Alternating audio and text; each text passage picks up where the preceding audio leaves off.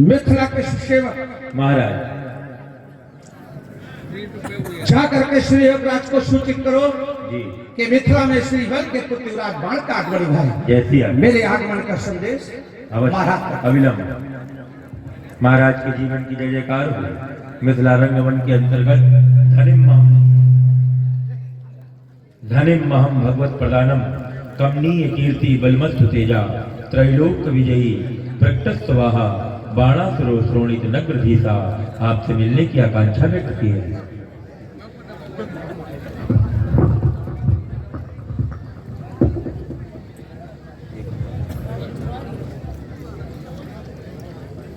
श्री बलपुत्र बाणासुर जी का आगमन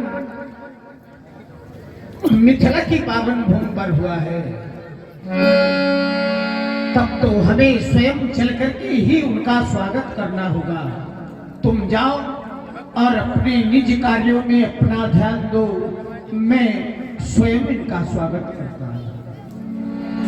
सुतल लोक के प्राण बंधु श्री बाणासुर जी, जय जय शंकर भगवान। ब्रह्म ज्ञानी, तत्व ज्ञानी, कर्म ज्ञानी, कर्मनिष्ठ, धर्मनिष्ठ, सत्यनिष्ठ, ध्यान नियम आसन प्राणायाम प्रत्याहार ध्यान धारणा और समाज के आठों अंगों पर विजय प्राप्त करने वाले अष्टांग योगी श्री श्रीरध्वज जय जय श्री शंकर भगवान की। बंधु आपका आगमन मिथिला की पावन भूमि पर हुआ, हमारा हृदय हर्षित हुआ एवं हमारी वाणी स्वयं यह कहने के लिए बाध्य हो रही है। बाण का सुभागमन,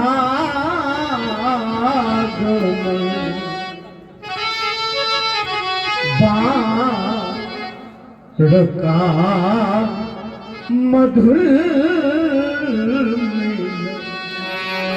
ये खिल उठी कली कली,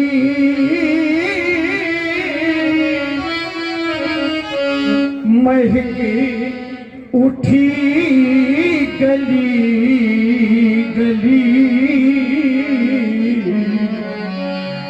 ये तन पुलक पुलक उठा,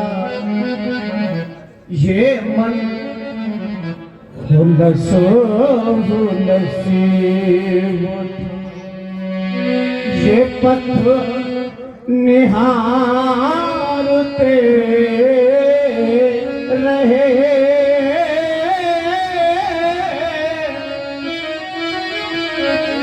ये राहों में किए नयन, बाण का मधुर मिलन, बाण का सुहाग। जाने कब से हम यहाँ आशा लगाए थे कि बंधु बाणासुर जी से हमारा मिलन होगा, ऐसा तो हमने स्वप्न में सोचा था, किंतु आज तो हमारे वहां स्वप्न भी साकार हो गए। स्वप्न साकार चाहती तुम आ गए, वो स्वप्न रूप पा गए, आज इस धरा में है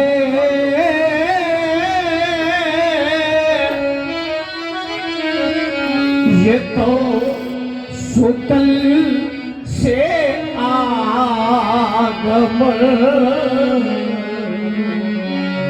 हेलो हेलो, हाँ डिम्पल डिम्पल चाय वाले जहाँ कहीं भी हो कृपया का ये आप ही के स्वागत में है।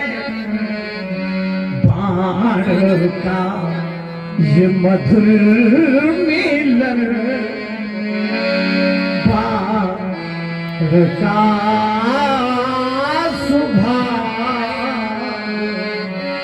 आपके आगमन से इतना ही नहीं, आपके आगमन से तो यहाँ का वातावरण ये साज झंझना उठे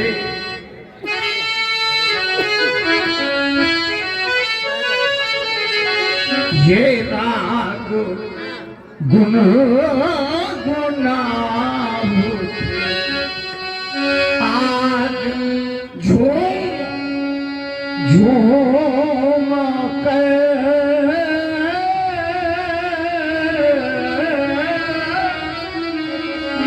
ये मिल रहे धरा गगन बाण का ये मधुर मिलन बाण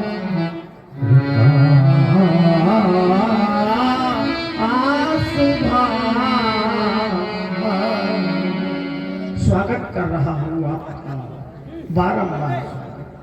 शिष्टाचार के सुधांश गौरव गणेशाध्य योग के प्रखर धन हो गया आपके सुंदर सुखद स्वागत से। चारुता में चारु हो गया, तभी तो देखो मेरे प्रत्येक रोम से ओम ओम निकलने लगा। ऐसी भावना में मैं विभूषित हो गया। स्वीकार आपका अभिनंदन, स्वीकार आपका वंदन।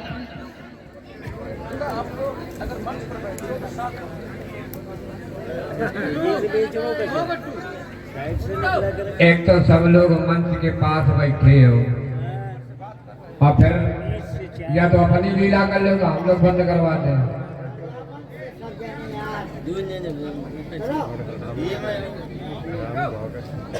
स्वागत में पढ़ी गई काव्य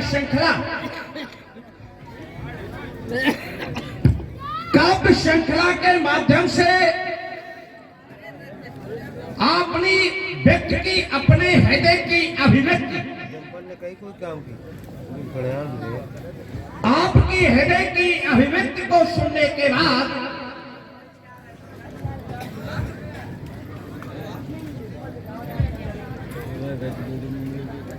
बाण का मन आनंदित हुआ।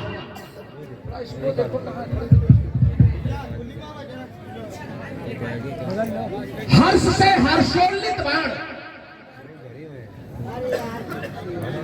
आनंद से आनंदित बाण, प्रसन्नता से प्रफुल्लित बाण, आपकी प्रशंसा में मन की प्रेरणा से प्रेरित होकर के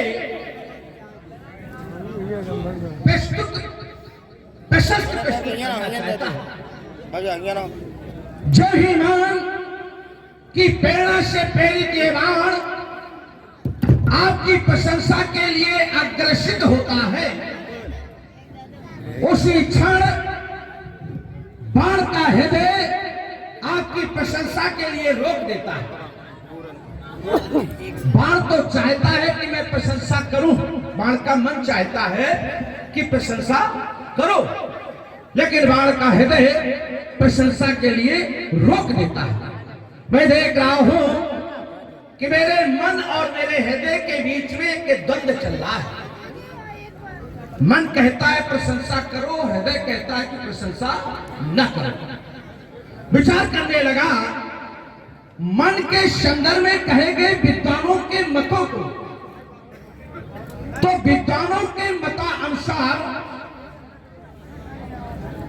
विद्वानों ने मुझे बताया कि मन तो चंचल होता है, मन चलायमान होता है, मन की अपनी अनंत मनोकामनाएं होती हैं, मन की अपनी अनंत आकांक्षाएं होती हैं, और उन मनोकामनाओं और उन अनंत आकांक्षाओं की पूर्ति के लिए मन आगे बढ़ता जाता है, लेकिन वो उचित और अनुचित का विचार नहीं करता। परिणाम स्वरूप कभी निर्णय उसके पक्ष में आता है और कभी निर्णय उसके विपक्ष में आ जाता है। जब मैंने हृदय के संदर्भ में विद्वानों के मतों की ओर अपना ध्यान केंद्रित किया तो विद्वानों ने हृदय के संदर्भ में बताया, अध्यात्म में जब उन्होंने चर्चा की हृदय की तो उन्होंने बताया कि हृदय आत्मा है।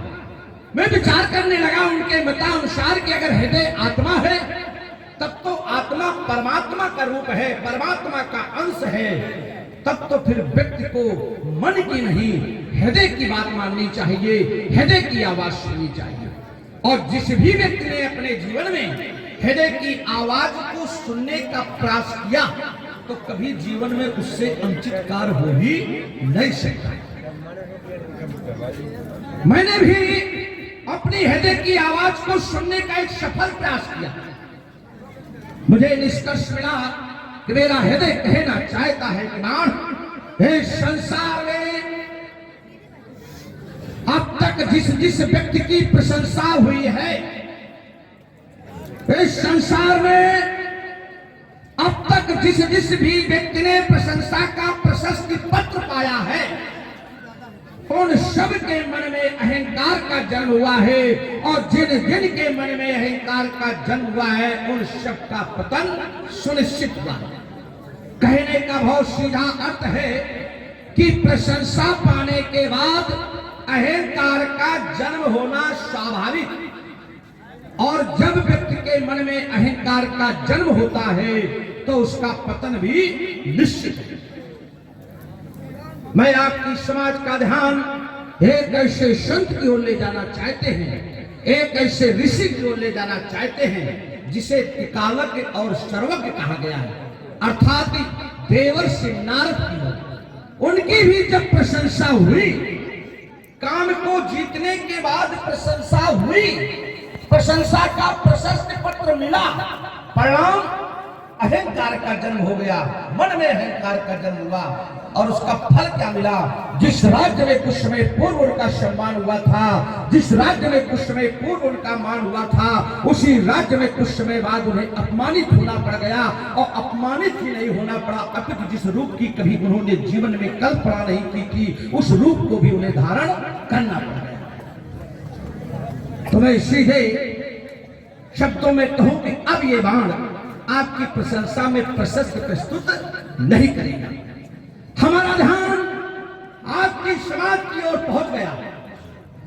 मैं देख रहा हूं कि आपकी सभा में बैठे हुए आपके पक्ष के ये राजा,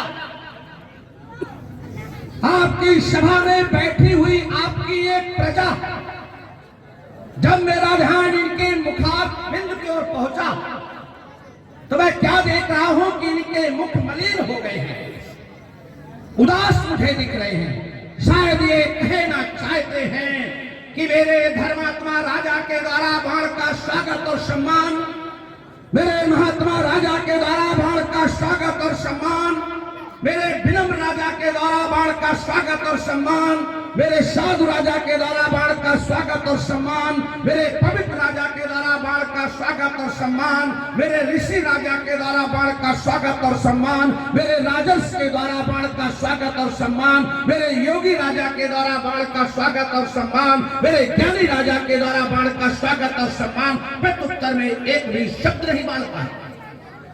मैं विचार करने लगा कि अगर व्यक्ति को प्रशंसा करनी पड़ जाए तो जिस व्यक्ति की प्रशंसा में व्यक्ति प्रशंसा प्रस्तुत करना चाहता है उस व्यक्ति के व्यक्तित्व के समकक्ष का किसी दूसरे व्यक्ति के व्यक्तित्व को आधार बना करके अगर प्रशंसा प्रस्तुत की जाए, वो प्रशंसा उसके लिए प्रेरणा का स्रोत बन जाती है। मैंने विश्व के राजाओं की ओर अपना ध्यान केंद्रित किया तो मुझे पता चला कि आपके समकोट के व्यक्तित्व का कोई दूसरा राजा है ही नहीं। इसके व्यक्तित्व को आधार बनाऊं, आपकी प्रशंसा करूं। सहसा हमारा ध्यान विद्वानों की ओर पहुंचा और विद्वानों की उस काव्य श्रृंखला की ओर पहुंचा जिसमें विद्वानों ने व्यक्ति की प्रशंसा में काव्य नहीं लिखा है, अपनी तो वाणी की प्रशंसा में काव्य की रचना की है। तो विद्वान ने कहा है, मधुरिमा यदि कंठ में न होती, मधुरिमा यदि कंठ में न होती तो शब्द विस्फान बन गया होता, वेदना यदि हृदय में न होती। योगी, वेदना यदि हृदय में न होती तो ये हृदय पाषाण बन गया होता, वासना यदि प्रेम को न छलती, या ये कह दूं कि प्रेम में यदि वासना न होती तो प्रेम वरदान बन गया होता, और याचना यदि भक्त में न होती तो भक्त स्वयं भगवान बन गया होता, भक्त स्वयं भगवान बन गया होता। सुना है बेटी का विवाह, सहयोग की भावना से उपस्थित हुआ हूँ, मेरे लिए कोई आदेश? आज हमारी पुत्री सीता का ही ये स्वयंवर नहीं हो रहा, स्वयंवर हो रहा है आपकी पुत्री सीता का स्वयंवर है। हम चाहते हैं कि आप हमारी इस कार्य में हमारा सहयोग करें, ऐसी आशा है। जाए आप पधारिए, आपका स्वागत है।